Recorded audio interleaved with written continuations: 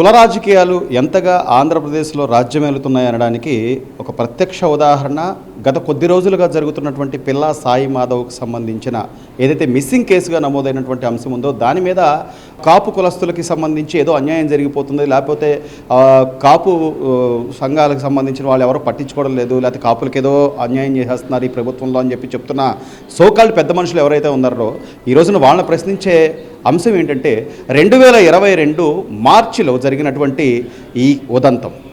తూర్పుగోదావరి జిల్లా మండపేటకు సంబంధించినటువంటి ఒక తల్లి మనతో ఉన్నారు.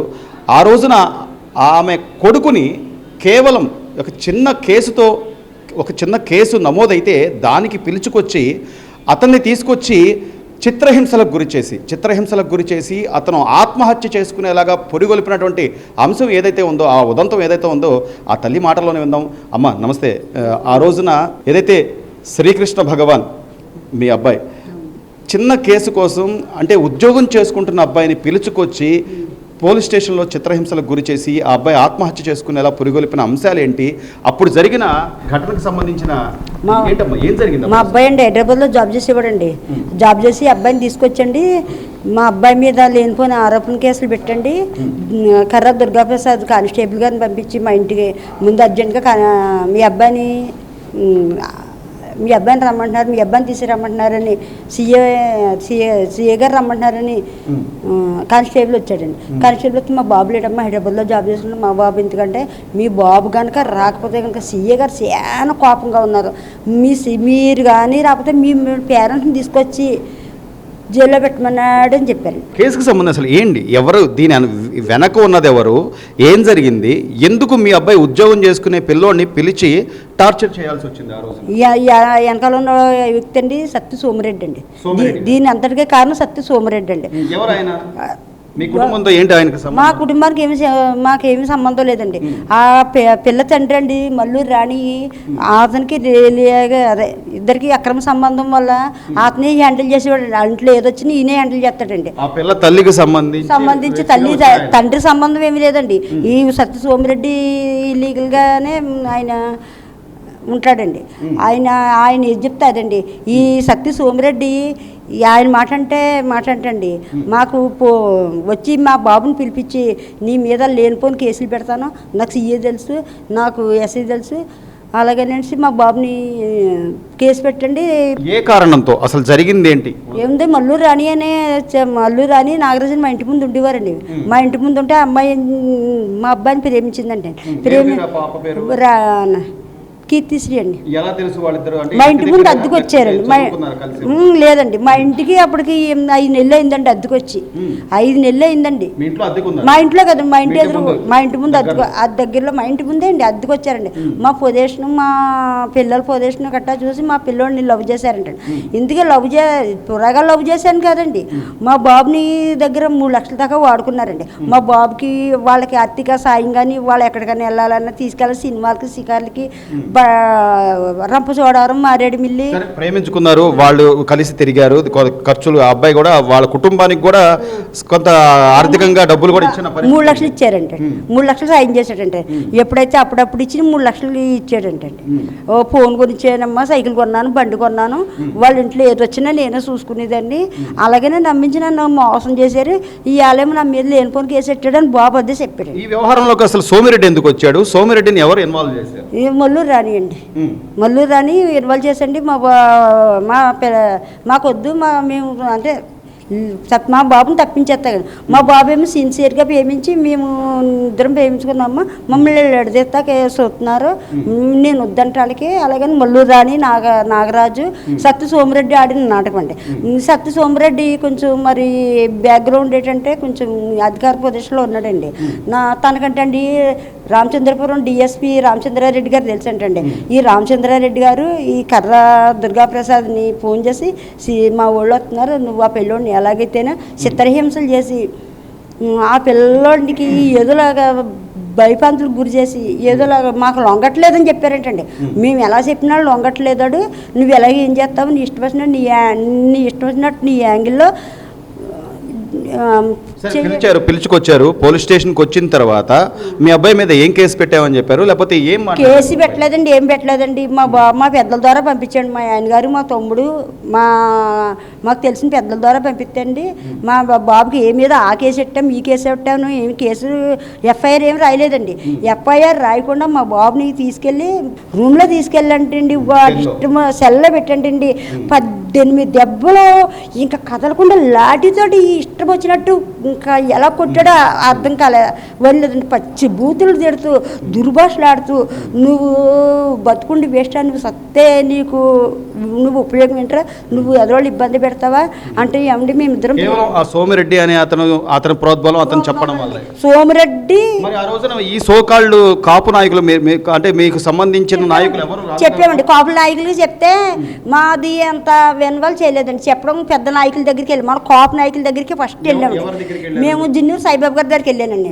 ఇలాగా పిల్లోడు వైసీపీ జిన్నూరు సాయిబాబు గారి దగ్గరికి వెళ్తే అంత అవగాహన తీసుకోలేదండి. తీసుకోకపోతే మేము ఇంకేదో అవుతుందని పిల్లోని రప్పించుకొని పోలీస్ స్టేషన్కి పంపిస్తే పెద్దల ద్వారా పంపిస్తే ఇంకా పెద్దల ద్వారా మీరు చెప్పితే బయట పంపిస్తే పిల్లల్ని ఎట్టుకొచ్చినట్టు కొట్టండి. ఇంకా అవమానం తట్టుకోలేనంత తిట్టండి. అంటే కేవలం ఆ చిత్రహింసల వల్లే సూసైడ్ చేసుకున్నారు, లేకపోతే పరువు పోయిందనో లేకపోతే చిత్రహింసల వల్లే అండి. సీఏ కొట్టి దెబ్బలకి అవమానం తట్టుకోలేకండి. నన్ను మా అమ్మే కొట్టలేదు, మా నాన్నే కొట్టలేదు. మేము వ్యవసాయం చేసుకునేవాళ్ళం అండి. మేమేమి రౌడీజం గట్రా చేసేవాళ్ళం కదండి. మేము వ్యవసాయం చేసి కష్టపడి బతికినేవాళ్ళం అండి. అలాంటి పిల్లోడు అంత పాలిటెక్ డిప్లొమా చదువుతున్నాడండి మా బాబు. చదివి పిల్లోడు జాబ్ చేసుకుంటున్నాడు. జాబ్ చేస్తేనే కానీ పెళ్లి చేయనన్నారు, జాబ్కి వెళ్ళిపోయాడండి. జాబ్ చేసి పిల్లోడిని రప్పించి మరి చిత్రహింసలకు గురి చేసి ఇంతకీ మెయిన్ క్యాండిడేట్ సత్య సోమిరెడ్డి అనండి. దీని అంతటికి బాగా కారణం సత్య సోమిరెడ్డి, డిఎస్పీ బాలచంద్రారెడ్డి అనండి. వీళ్ళిద్దరూ కుమ్మక్కయ్యి మా బాబుని సీఎస్ చేత కొట్టించి మానసికంగా అవమానం తట్టుకోలేని మాట్లాడి బలవత్తంగా చచ్చిపోయే అంత స్థితికి చేశారండి. అప్పుడు ఎవరైనా వచ్చారమ్మా, ఆ బాబు చనిపోయాడు, మీకు కడుపు కోత, కనీసం ఏ కాపు నాయకుడైనా లేకపోతే కుల పెద్ద అయినా వచ్చి అమ్మా ఇది నేను ఉన్నాను లేకపోతే నేను న్యాయం చేస్తానని ఏం మాట్లాడలేదండి. కాకపోతే ఏం మాట్లాడలేదు కానీ మేము హాస్పిటల్ని తీసుకొచ్చేస్తుంటే మా ఊళ్ళో అందరూ ఏకంగా ఏమైంది అని ఎడుతుంటే మేము ఏడ్చేస్తుంటే బాబుని చంపేశారు ఇలాగని ఎడుతుంటే మా ఊళ్ళో అందరూ అక్కడికి వచ్చి మేము ధర్నా చేస్తుంటే అప్పుడు సీఏ ఇంకా మొత్తం ఒక ఉంటారండి 800 మంది ఉంటారండి. మా చుట్టూరు మా ధర్నా చేసే వాళ్ళ మీద డిఎస్పీ బాలచంద్రారెడ్డి ఈ ధర్నా ఆఫ్ చేయాలంటే మన తరం కాదని డిఎస్పీ బాలచంద్రారెడ్డి గారు నన్ను తీసుకెళ్ళండి. అంతలోకి వేగులు లీలాకృష్ణ గారు వచ్చారండి. మా ఎమ్మెల్యే గారు మెండిపేట ఎమ్మెల్యే గారు జోగేశ్వరరావు గారు వచ్చారండి. వాళ్ళు ఎవరిమాట వినకుండా డిఎస్పీ బాలచంద్రారెడ్డి గారు వచ్చి అమ్మ మరి ఏం చేయమంటావు, నీకు డబ్బు ఇస్తాము జాబ్ ఇస్తాము, మరి నువ్వు సీఏని ఆలోచించు, సీఏ కొట్టలేదు, సీఏ కొడితే చచ్చిపోలేదు, మీ అబ్బాయి ఆగలని చెప్పి మేమేం వెళ్ళలేదు, సీఏ కొడితేనే చచ్చిపోయాడు, నా కొడుకు చచ్చిపోవడానికి కారణం సీఏయే. ఆ రోజున మీరు కనీసం సీఏ మీద కేసు పెడతామన్నా లేకపోతే అతని మీద క్రమశిక్షణ చర్యలు కానీ ఏదైనా తీసుకోవాలన్నా కూడా వాళ్ళు ఏమి మీకు సహకరించారు? ఏం సహకరించలేదు. మా ధర్నా అప్పుడు చేయడానికి మేము సీఏని ఇంకా అమ్మ నీకు ఎదుర్కొంటాను సీఏని సస్పెండ్ చేస్తున్నాం. ఈ తల్లిదండ్రిని తీసుకొచ్చి మేము కేసులు వేసామండి. తల్లిదండ్రిని తీసుకొచ్చి వేసారండి. సీఏ సస్పెండ్ చేశారు.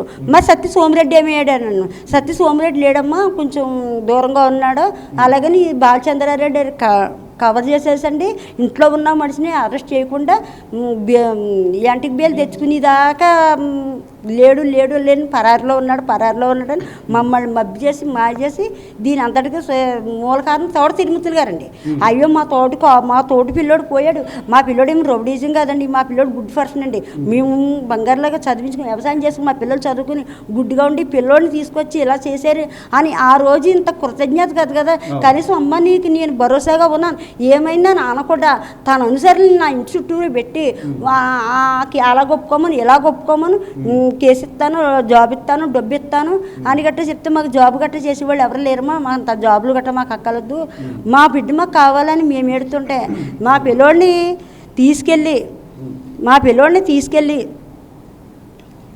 బాబుని మా బాబుని అక్కడ ధర్మాస్పట్లో తీసుకెళ్ళి అక్కడ పెట్టండి, మా ఇన్స్టిట్యూట్ మార్చిరీలో పెట్టి మా పిల్లోడిని ఇంకా మా పెద్ద బాబు గురించి జాబ్ చేశారండి.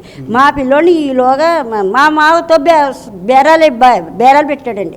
మరి అదేనండి అప్పుడు జరిగిన ఉదంతానికి సంబంధించి ఏదైతే సూసైడ్ చేసుకున్న తర్వాత శ్రీకృష్ణ సూసైడ్ చేసుకున్న తర్వాత ఈ సోకాళ్ళు కాపు నాయకులంతా కూడా కేవలం బేరసారాలు, లేకపోతే మీకు ఉద్యోగం ఇస్తామనో, లేకపోతే ఈ కేసుకు సంబంధించి దానిలో సిఐని తప్పించడానికో, లేకపోతే దీనికి సంబంధించి పూర్తిగా అప్పటి నాయకులు ప్రభుత్వం కూడా ఉంది అనేది ఎక్కడ బయటకు వస్తుందో అన్న కారణాలు బయటకు వస్తాయనే ఉద్దేశంతోనే ఆ రోజున ఈ కుటుంబానికి కొన్ని ఆఫర్లు కూడా ఇచ్చిన పరిస్థితి. వాళ్ళ అన్నయ్య ఉన్నాడు ప్రత్యక్షంగా. మీరు ఊరి నుంచి వచ్చిన తర్వాత వచ్చే లోపు జరిగిన ఇన్సిడెంట్ ఏంటండి? 8/3/2022 ఆ రోజు తమ్ముడు చనిపోవడం జరిగిందండి. అదే రోజు ఈవినింగ్ హాస్పిటల్ తీసుకెళ్తే తమ్ముడు చనిపోవడం జరిగితే మండపేట కలపూ సెంటర్లో ధర్నా చేశారు. మా పేరెంట్స్ అండ్ వేరే రిలేటివ్స్, ఫ్రెండ్స్ వీళ్ళందరూ కూడా ధర్నా చేస్తే దీనికంతా కారణం సిఏ గారు, సత్య సోమిరెడ్డి గారు. వీళ్ళ వల్ల తమ్ముడు చనిపోయాడు కదా, గవర్నమెంట్ మీద ఒత్తిడి తీసుకొద్దాం, న్యాయం చేద్దాం అని చెప్పేసి అంతమంది ధర్నా చేస్తే వెనకాల ఉండి తోట తిరుమతి గారు ఏం చేశారంటే వాళ్ళకి ఏదైనా ఆఫర్ చేయండి, సత్య సోమిరెడ్డి అండ్ సిఏ దుర్గాప్రసాద్ మీద కేసు లేకుండా వాళ్ళని ఒప్పించండి అని చెప్పేసి. ఈ సోమిరెడ్డి గారికి ఏమన్నా పొలిటికల్ బ్యాక్గ్రౌండ్? ఆయన వైఎస్ఆర్సీపీ లీడర్ అండి. ఆయన సత్య సోమిరెడ్డి గారు ఆ యాక్టివిటీస్ అన్నీ కూడా ఆయన వైష్ణవి స్కూల్ ఉందండి ఆయనకి. ఆయన ప్రిన్సిపల్ అండి ఆయన. అతనికి ఆ పాప తల్లికి ఏంటి అసలు సంబంధం, లేకపోతే ఆయన ఎందుకు ఈ కేసులో అంత ఇదిగా? ఆయన వైష్ణవి స్కూల్ ప్రిన్సిపల్ కదండి. ఆయనకి స్కూల్లో మల్లూరు రాణి గారు పనిచేసేవారు. సో వాళ్ళందరికీ ఇల్లీగల్ అఫైర్ ఉంది. సో తమ్ముడికి అది చూసి వీడిది ఎక్కడ బయటకు వస్తుందో వీడిని తప్పించాలని చెప్పేసి 2-3 సార్లు బెదిరించడం జరిగింది. అయినా వీడు వినకపోవడంతో వీడి మీద లేనిపోని కేసు పెట్టామని చెప్పేసి వాడిని జాబ్ చేస్తామని పిలిపించి వాడిని తీసుకొచ్చి వాడి దగ్గర ఉన్న ప్రూఫ్స్ కూడా వీళ్ళు వినకుండా వాడిని కొట్టి మానసికంగా గురి చేయడం వల్ల తమ్ముడు చనిపోయాడు. వాడు సిఏ గారు కొట్టడం వల్ల తమ్ముడు సూసైడ్ చేసుకున్నాడు. సరే సూసైడ్ చేసుకున్నారు కదా, న్యాయం చేద్దాం, అన్ని 100 మంది వచ్చి న్యాయం చేద్దాం అని చెప్పేసి ఉన్నారండి అక్కడ జనం. కానీ ఆ రోజున మీతో పాటు కులాలకు అతీతంగా చాలామంది మీకు మద్దతుగా వచ్చారు, ఆ ధర్నాలో మీతో పాటు పార్టిసిపేట్ చేశారు. వాళ్ళ మీద కూడా అక్రమంగా కేసులు బనాయించారు అనేది. అక్కడ ఒక కులం కదండి, అన్ని కులాలు కలిపి మాకు సపోర్ట్గా నిలబడ్డారు. కొన్ని 100 మంది నిలబడ్డారు. నిలబడితే అక్కడ తోట తిరుమతులు గారు మాకు అండగా నిలబడకపోగా, మాకు సపోర్ట్ చేయకపోగా అక్కడ ఉన్న వాళ్ళందరి మీద కూడా ఒక 50 మంది మీద కేసులు కట్టారండి. అందులో ఎక్కువ అత్యధికంగా కాపు యువత మీద కేసులు పెట్టారు. ఎందుకు కేసులు పెట్టారంటే వీళ్ళు మాట వినట్లేదు. అది కూడా 2 రోజుల తర్వాత కేసులు పెట్టారు. ఆల్రెడీ మాకు ఆఫర్ చేశారు, ఇది అమౌంట్ తీసుకోండి, జాబ్ మేము వినట్లేదు. లేదు మా తమ్ముడు చనిపోయాడు, మేము ఆడు కోసం మేము న్యాయం కోసం, వాడు ఆత్మ శాంతించడం కోసం మేము ఫైట్ చేస్తాం, కోర్టులో ఫైట్ చేస్తాం అని చెప్పేసి మీ ప్లాన్స్ మేము చేసుకుంటుంటే సో వీళ్ళు వినట్లేదు. ఆ రోజు ధర్నా చేశారు కదా, వాళ్ళందరి మీద కేసులు పెట్టండి, వాళ్ళందరి మీద ప్రెజర్ తీసుకురండి, వాళ్ళందరూ వీళ్ళ ఇంటికి వెళ్తారు, ఇంటికి వెళ్తే కంపల్సరీ కేసు వెనక్కి తీసుకుంటారని చెప్పేసి ఆ రోజు వాళ్ళని భయపెట్టడం జరిగిందండి. సో అయినా కూడా మేము వినకుండా ఇదంతా ఎవరు చేపిస్తున్నారు ఏంటి అని అడిగేవాడి. ఆ రోజు కూడా ఇది మాకు పైనుంచి వస్తుంది, ప్రెజర్ వస్తుంది, పోలీసు వాళ్ళు అందరూ మా ఇంటికి వస్తున్నారని అని చెప్పేసి వాళ్ళందరూ అంటున్నారు. సరే ఏదేమైనా సరే మీకు అయితే కేసు వెనక్కి తీసుకోం అని చెప్పేసి మేము కూడా అందామండి ఆ రోజు. సో అంటే ఆ రోజున ఏదైతే ఎవరు పోలీస్ స్టేషన్కి పిలిచి చిత్రహింసలకు గురి చేశారో ఆ వ్యక్తి మీద మీరు యాక్షన్ తీసుకోవాల్సిందే అని చెప్పి న్యాయస్థానాన్ని కానీ లేదా పోలీసులను కానీ కోరుకుంటే అక్కడ న్యాయం జరగలేదు. కానీ మీరు హెచ్ఆర్సీకి వెళ్తే మాత్రం న్యాయం జరిగింది. ఆ రోజు ఏమైందంటే అండి, వీళ్ళు అంటే డిపార్ట్మెంట్ మాకు సహకరించట్లేదండి. ఆ రోజు ఎవరు కూడా అక్కడ ఉన్న వాళ్ళందరూ కూడా మాకు ధర్నాగా నిలబడిన వాళ్ళు కూడా భయభ్రాంతులకు గురి చేసి వాళ్ళందరూ వెళ్ళిపోయేలా చేశారు. సో వీళ్ళు వెళ్ళట్లేదు, ఏదోలాగా మా తమ్ముడికి న్యాయం జరగాలని చెప్పేసి నేనేం చేశానంటే హెచ్ఆర్సీ కూడా సుమోటోగా కేసు తీసుకున్నా. తర్వాత కూడా నేను లెటర్ ఎన్హెచ్ఆర్సీకి పెట్టాను, స్టేట్ హెచ్ఆర్సీకి పెట్టాను. పెట్టిన తర్వాత వాళ్ళు కేసు తీసుకున్నారండి. సో అండ్ ఆ రోజు విలేక ప్రెస్ మీడియా ఉంటుంది కదా, ప్రెస్ మీడియాని కూడా బెదిరించిన రోజులు ఉన్నాయండి. డిఎస్పీ బాలచంద్ర రెడ్డి గారు ప్రెస్ మీట్ పెట్టి ఈ అబ్బాయికి మీరు ఎలాగా రాస్తారు, సీఏ కొట్టాడని ప్రూఫ్స్ ఏమున్నాయని చెప్పేసి ప్రెస్ మీట్ పెట్టి వాళ్ళని బెదిరించిన రోజులు కూడా ఉన్నాయండి ఆ రోజు. ఆ రోజున ఏ నాయకుడైనా కాపు నాయకుడికి సంబంధించి కానీ, అంటే అక్కడ ఉన్నటువంటి ఎమ్మెల్సీగా చేసిన ఆయన కానీ, లేకపోతే ఇంకెవరైనా నాయకులు కానీ వచ్చి మిమ్మల్ని మా కులంలో అయితే, మా కాపు కులంలో అయితే యాక్చువల్లీ మాకు వైఎస్ఆర్సీపీ ఇన్ఛార్జ్ అండి ఆయన. అదే మా నియోజకవర్గానికి ఎమ్మెల్సీ కూడా ఆయన రావడం కానీ ఎప్పుడు కూడా జరగలేదండి. ఆయన రాకపోగా ఈ వెనకాల నుంచి ప్రెజర్ పెట్టారు. ఆయన ఎప్పుడు కూడా ఒక రెడ్లను కాపాడుకోవడానికి, సిఐ గారిని కాపాడుకోవడానికి ప్రయత్నాలు చేశారు తప్ప మన కులం కాదు, ఒక నియోజకవర్గంలో ఒకరికి అన్యాయం జరిగింది, ఒక లీడర్గా నేను ముందుకెళ్ళాలి, ముందుకెళ్ళి నేను వీళ్ళకి న్యాయం చేయాలి అన్న ఆలోచనతో ఆయన ఎప్పుడు లేరండి. ఎప్పుడు కూడా ఆయన ఇప్పుడు అంటే కుల రాజకీయాలు ఆయన చేస్తున్నారండి. అది కూడా కళ్యాణ్ గారి మీద బురద చల్లడానికి రాజకీయ సోకాళ్ళు. అంటే ఇప్పుడు జరిగిన ఒక అంశం మీకు తెలుసు, ఇక్కడ పిల్లా సాయి అనే వ్యక్తికి సంబంధించి అతని మీద ఉన్న కేసులు తెలుసు, అతని బ్యాక్గ్రౌండ్ తెలుసు, అన్నీ తెలిసినా కూడా ఈ రోజున మేము కాపు నాయకులం లేకపోతే కాపు పెద్దలం అని చెప్పుకునే అంబటి రాంబాబు గారు, లేకపోతే ఇదే కొంతమంది వచ్చి వాళ్ళ తరపున నిలబడ్డారు, కానీ మీ తరపున ఎందుకు నిలబడలేకపోయారు అనుకుంటారు? ఆ రోజు వైఎస్ఆర్సీపీ గవర్నమెంట్లో ఉన్నారు కదండి వాళ్ళు. అంటే ఆ రోజు మరి వాళ్ళందరూ మా కాపులు కాదనుకుంటే అండి, ఆ రోజు అందరూ మరి రెడ్డి కాపులు అయిపోయారేమో తెలియదు. కానీ నిజంగా కాపులకి అన్యాయం జరిగితే ఆ రోజు ఏ వైఎస్ఆర్సీపీలో ఉన్న వ్యక్తులు, కాపు లీడర్లు కానీ ఎవరికి కూడా మాకు కాపు కులంలో వాళ్ళకి అన్యాయం జరిగితే న్యాయం చేయలేదండి. ఈరోజు ఏంటంటే వాళ్ళ గవర్నమెంట్ లేదు, సో ఎన్డీఏ గవర్నమెంట్ ఉంది, వీళ్ళ మీద బురద జల్లాలి, కాపు ఓటంతా కళ్యాణ్ గారు అటువైపు షిఫ్ట్ అవుతుంది, వీళ్ళని దూరం చేయాలి అని చెప్పేసి బురద రాజకీయాలు జల్లుతున్నారు తప్ప వాళ్ళు మాకు కాపు నిజమైన కాపు నాయకులు అయితే కాదండి. వాళ్ళు చూసారా మీరు పేరుని నాని గారు మాట్లాడిన మాటలు కానీ, లేదా ఒక అంబటి రాంబాబు గారు మాట్లాడిన మాటలు కానీ? నేను వాళ్ళని అదే సోషల్ మీడియాలో నేను చూస్తుంటే వాళ్ళందరూ కూడా ఏంటంటే లేనిపోని అన్నీ చెప్పేసి ఇప్పుడు కులం కోట వాడుకున్నారంటే ఓటు బ్యాంక్ కోసం. వాళ్ళు నిజంగా కాపు కులస్తులు అయితే కాపులకి అన్యాయం జరిగితే ఏ రోజు కూడా వచ్చి మాట్లాడలేదండి వాళ్ళు. ఈరోజు ఏంటంటే పిల్లా సాయి అన్న వ్యక్తి అంటే చనిపోవడం అన్యాయం, అబ్బాయికి జరిగిందని చెప్పేసి వీళ్ళందరూ ఒకటైపోయి మీటింగ్లు పెడుతున్నారు కదా. మరి ఆ రోజు మా తమ్ముడు చదువుకున్నాడు, పిల్లా సాయి అన్న వ్యక్తి మీద నేర చరిత్ర 2-3 కేసులు ఉన్నాయని కూడా నేను విన్నాను. సో అది ఎంతవరకు నిజమో నాకు కూడా తెలియదు. మరి మా తమ్ముడు జాబ్ చేసుకున్న వ్యక్తి ఆ రోజు తీసుకొచ్చి పోలీస్ స్టేషన్లో కొట్టి చంపేస్తే మీరు అందరూ ఎటు వెళ్ళిపోయారు? ఆ రోజు తోట తిరుమతులకి ఎటు వెళ్ళిపోయారు? మీరే మా కాన్స్టిట్యున్సీ వ్యక్తి అయి ఉండి, ఆ రోజు ఎమ్మెల్సీ అయి ఉండి మీరు ఎందుకు మాకు వచ్చి ముందుకు వచ్చి నిలబడలేదు? మరి మీ కాపులకి అన్యాయం జరిగింది, మరి బొత్స ఎవరు రాలేదండి. కాపులు ఈరోజు అంటే వాళ్ళు మేము కాపులను గింజుకున్నా తప్ప మరి ఆ రోజు అందరూ ఏమైపోయారు కాపులు? ఇప్పుడు ఇది ఈ తల్లి ప్రశ్నిస్తున్న ప్రశ్నకు కానీ, లేదా ఈ తోడబుట్టిన వ్యక్తి ప్రశ్నించే ప్రశ్నలకు కానీ ఈ సోకాళ్ళు కాపు నాయకుల దగ్గర సమాధానం లేదు. కేవలం ఈ రోజున కూటమిలో ఉన్నటువంటి ఆ పొత్తుని కానీ, లేకపోతే ఏదో ఒక విధంగా ఇక్కడ అల్లర్లు సృష్టించాలి, లా అండ్ ఆర్డర్ దెబ్బతీయాలనే అంశమే తప్ప పిల్లా సాయి సంబంధించినటువంటి విషయంలో జరిగిన ఘటనకు సంబంధించి పూర్తిగా ఈ రోజున ప్రభుత్వం చర్యలు తీసుకుంటుంది. దాని మీద ఒక ప్రత్యేక కమిటీ వేసింది, న్యాయాలు తెలుస్తున్నాయి. కానీ 2022లో జరిగిన ఇదే ఒక కాపు బిడ్డకు జరిగిన అన్యాయం కానీ, కాపు తల్లికి జరిగిన కడుపు కోతకు సంబంధించి కానీ ఈ కాపు నాయకులు ఎవరికి కూడా కళ్ళకి కనపడలేదా, లేకపోతే వాళ్ళు చూసి కూడా చూడనట్టు ఉన్నారా ఏంటనేది అమ్మ ఈరోజు మీరు ఏం డిమాండ్ చేయదలుచుకున్నారు? ఏమిటి న్యాయం జరగాలని కోరుకున్నామండి. ఎవరైతే కూడా కాపు నాయకుడు అయ్యండి, కాపులు అందరూ మా తమ్ముడే మాకు కాకుండా చేసేసారండి. మీరు మా తమ్ముడే మా మాట ఆలకించలేదండి. మా తమ్ముడే మా మాట ఆలకించి ఉంటే మాకు ఇంకో రకంగా ఉండండి. మా తమ్ముడే లాగేసుకున్నారండి వాళ్ళు. మమ్మల్ని ఒంటరిగా మమ్మల్ని ఎలా అధికారం ఉంది అనేసి మా తమ్ముడు మాకు కాకుండా, మా తమ్ముడు వస్తే మాకు ఎంత బలం అయిపోద్ది అలాగని మా తమ్ముడు కూడా వాళ్ళు ఎటు తిప్పేసుకునండి మమ్మల్ని ఎటు కాకుండా చిత్రహింసలు గురి చేసి మిమ్మల్ని ఏం చేయాలంటే అలా చేస్తాను మమ్మల్ని ఏం చేయలేకండి. మా వెనకాల ఉన్న మా జనాన్ని మీద చాలా ఒత్తిడి పెట్టారండి. అంటే ఒత్తిడి పెడితే రోజుకి 2 సార్లు పంపేవారంటే కానిస్టేబుల్ని, అంటే ధర్నా చేశారు, మీరు అలా చేశారు, ఇలా చేశారు అనేసి చాలా ప్రెజర్ చేస్తే వాళ్ళు పాపం బాధపడేవారంటండి. బాధ పెడితే వెళ్ళి వాళ్ళ ఇంటి మీదకి వెళ్ళి రాళ్ళు వేయండి, వెళ్ళి వాళ్ళ అమ్మని వెళ్ళి నిలబెట్టండి, మేము మీ గురించే వచ్చామంటే నేను రమ్మన్నానా? వాళ్ళు అన్నారంటండి, వాళ్ళు రమ్మన్నారా మమ్మల్ని?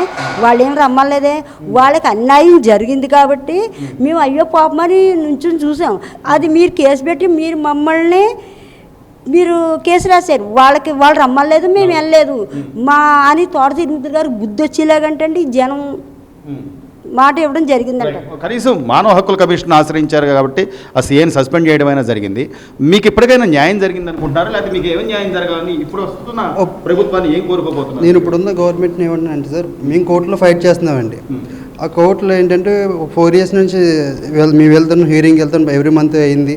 ఇప్పుడు ఏంటంటే ఆ కోర్టు మళ్ళీ అంటే ఆ రోజు గవర్నమెంట్ వాళ్ళది కాబట్టి మా సాక్ష్యాలన్నీ తారుమారు చేసి వాళ్ళకి అనుకూలంగా మార్చుకున్నారు అవన్నీ.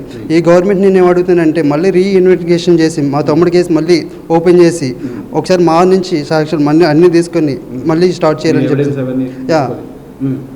మా ఎవిడెన్స్ అన్నీ తీసుకొని ఈ కేసుని ముందుకు తీసుకెళ్లాలని కోరుకుంటున్నానండి. సార్ మాకు న్యాయం జరగాలని కోరుకుంటున్నానండి. ఇది ఇప్పుడు ప్రస్తుతం కోరుకుంటుంది తమకు న్యాయం జరగాలి, ఈ రోజున మాకు న్యాయం జరగాలి. ఆ రోజు ఆ ప్రభుత్వంలో నేను నా బిడ్డను కోల్పోయాను, చదువుకుని ఉద్యోగం చేస్తూ అంది వచ్చిన బిడ్డని నేను కోల్పోయాను. నా బిడ్డకే ఎలాంటి నేర చరిత్ర లేదు. ఆ రోజున సోకాళ్ళు ఇప్పుడు చెప్పుకుంటున్నటువంటి కాపు నాయకులు ఎవ్వరూ కూడా మమ్మల్ని ఓదార్చలేదు, కనీసం మాకు ఒక భరోసా కూడా కల్పించలేకపోయారు. ఇప్పుడు ఆ కేసుకు సంబంధించి ఏదైతే జరిగిందో వాటిలో మా దగ్గర ఉన్న సాక్ష్యాలను మళ్ళీ ఇంకోసారి మీరందరూ అంటే మీరు తీసుకొని ఆ కేసు రీఇన్వెస్టిగేషన్ చేయాలని చెప్పి శ్రీకృష్ణ భగవాన్ కుటుంబ సభ్యులు కోరుకుంటున్నారు.